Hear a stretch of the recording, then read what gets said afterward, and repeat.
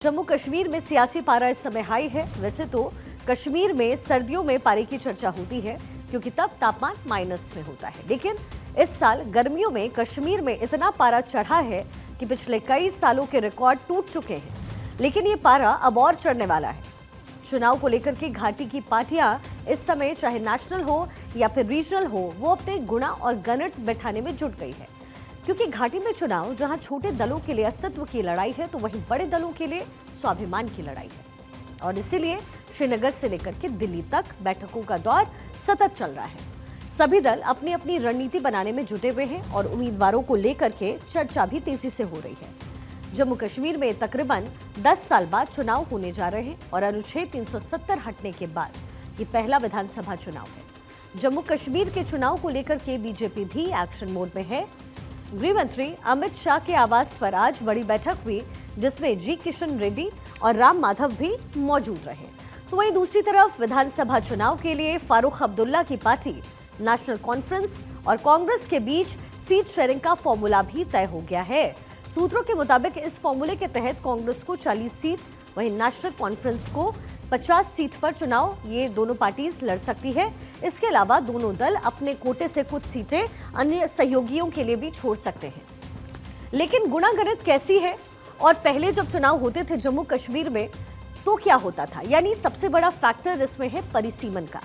परिसीमन के बाद जम्मू कश्मीर में क्या बदल गया है, आखिर सीटों में कितने बदलाव हुए हैं कि बीजेपी इस बार ये कह रही है कि वो अकेले चुनाव लड़ने वाली है।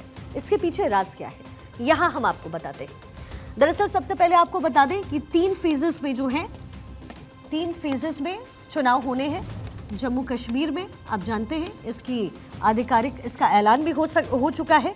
18 सितंबर को फर्स्ट फेज होगा, 25 सितंबर को सेकेंड फेज है और इसके साथ ही 1 अक्टूबर को थर्ड फेज है और जो चुनावी नतीजे आएंगे वो 4 अक्टूबर को हरियाणा के साथ ही आने वाले हैं, ये आप पहले से जानते हैं।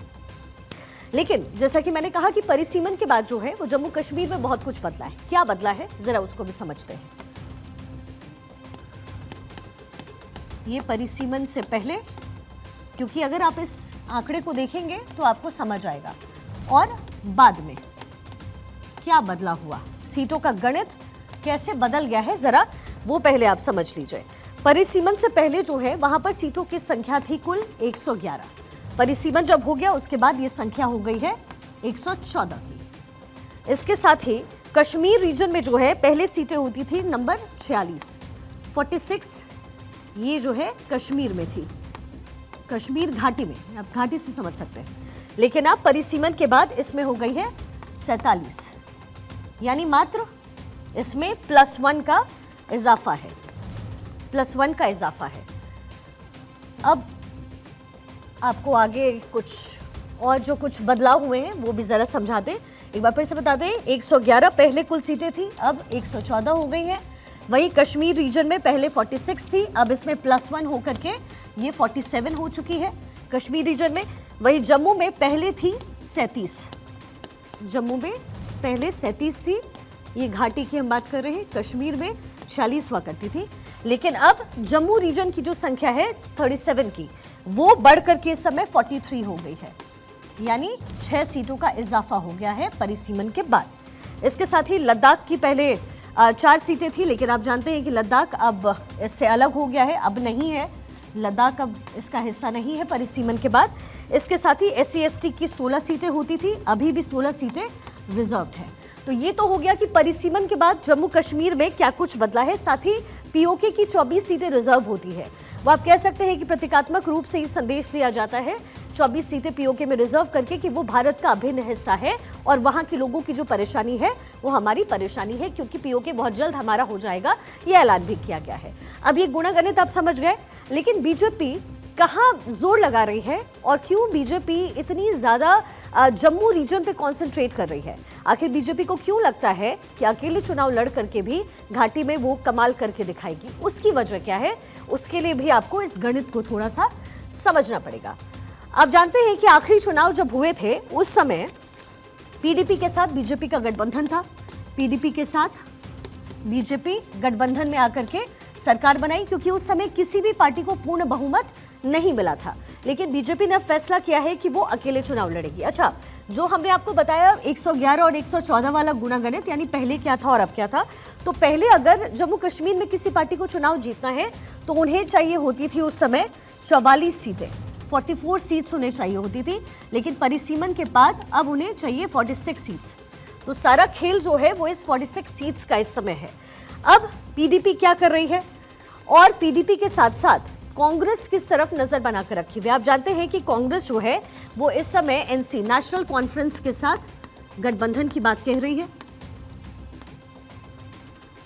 और अगर गठबंधन की बात एनसी और कांग्रेस कर रही है तो एनसी के यानी नेशनल कॉन्फ्रेंस के मैनिफेस्टो में सबसे इंपॉर्टेंट बात क्या है, अलगाववादी नेताओं की बात है, यानी वो नेता जो इस समय जेल में बंद है। नेशनल कॉन्फ्रेंस की तरफ से कहा गया है कि हम अलगाववादी नेताओं को बाहर निकाल देंगे जेल से। ये अलगाववादी नेता कहां से आते हैं, ये आते हैं दरअसल कश्मीर के रीजन से, और कश्मीर के रीजन से हमने आपको पहले ही बताया कि 46 सीटें कश्मीर के रीजन में पड़ती हैं। तो इसका मतलब है कि नेशनल कॉन्फ्रेंस और अपनी साख बचाने वाली जो कांग्रेस है वो 46 सीटों पर फोकस करेगी, लेकिन परिसीमन के बाद जहां पर कश्मीर के रीजन में यानी घाटी के रीजन में 1 सीट का इजाफा हुआ, तो वहीं जम्मू के रीजन में जो है बड़ा इजाफा हुआ, वहां 6 सीटों का इजाफा हुआ, यानी +6, और बीजेपी की नजर अभी इस +6 सीट पर बनी हुई है। इसके साथ ही आपको ये भी समझना पड़ेगा कि अब पीडीपी जो है, अलगाववादी नेता की बात पीडीपी भी करती रही है।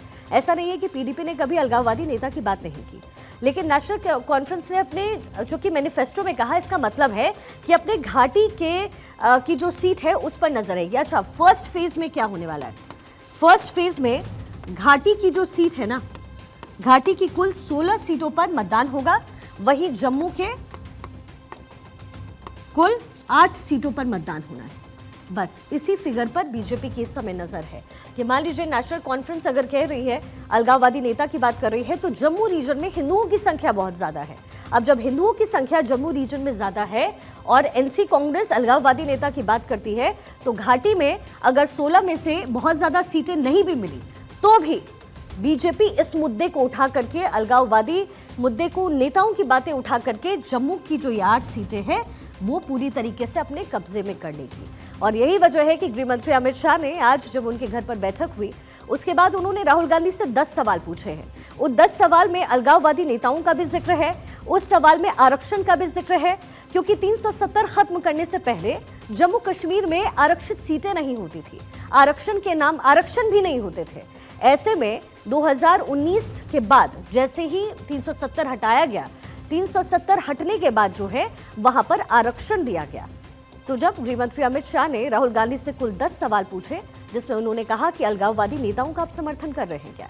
दूसरा सवाल उन्होंने ये भी पूछा कि इसका मतलब है कि आप जो है पूरे देश में आरक्षण का ढोल पीटते हैं, लेकिन आप कह रहे हैं कि जम्मू कश्मीर की जनता को आरक्षण नहीं मिलना चाहिए, क्योंकि आप 370 की बहाली की बात कर रहे हैं जो नेशनल कॉन्फ्रेंस ने कहा है।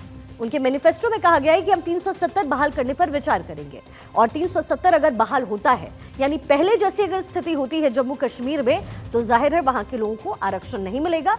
इसलिए गृह मंत्री अमित शाह ने राहुल गांधी से यह सवाल पूछा कि अगर आप 370 की बहाली दोबारा करने की बात कर रहे हैं, इसका मतलब यह है कि आप ये कह रहे हैं कि वहां की जनता जिन्हें आरक्षण दिया गया है, आप उन्हें आरक्षण से वंचित रखना चाहते हैं। तो फर्स्ट फेज में घाटी के 16 सीटों पर और जम्मू के 8 सीटों पर चुनाव होने वाला है। बीजेपी की नजर इसी 8 सीट पर है, क्योंकि ज्यादातर जो हिंदू आबादी है वो जम्मू रीजन में रहती है, और जम्मू की जो कुल सीटें हैं उस पर बीजेपी की नजर इस समय बनी हुई है। कुल 43 सीट है जम्मू रीजन में, जिसमें से 8 सीट पर फर्स्ट फेज में चुनाव हो रहे हैं, और बीजेपी की नजर इस समय इस चुनाव पर बनी हुई है और फर्स्ट फेज पर बनी हुई है। चलिए अब खबरों में आगे बढ़ेंगे, लेकिन उससे पहले ये पूरा गुणागणित आपने समझा, और इसके साथ ही जम्मू कश्मीर का चुनाव जो है बड़ा इंटरेस्टिंग बन गया है, क्योंकि राहुल गांधी ने नेशनल कॉन्फ्रेंस के साथ साठगांठ का फैसला तो कर लिया, लेकिन अब ऐसा लगता है कि राहुल गांधी खुद जो है इस मुद्दे पर इस समय घिरते हुए नजर आ रहे हैं।